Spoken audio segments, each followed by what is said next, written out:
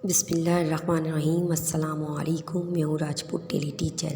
प्यारे बच्चों, आज हम ईद उल अज़हा पर मज़मून लिखना सीखेंगे। चलें स्टार्ट करते हैं। हमारी पहली लाइन है, ईद उल अज़हा अरबी ज़बान का लफ्ज़ है जिसके मायने हैं कुर्बानी की ईद।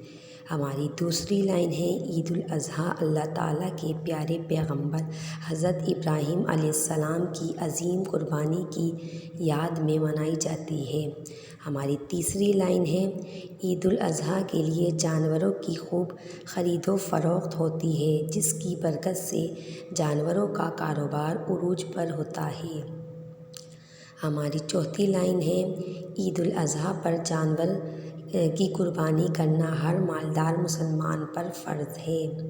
हमारी पाँचवीं लाइन है, ईद उल अज़हा के दिन कुर्बानी का गोश्त गरीबों और रिश्तेदारों में तकसीम किया जाता है।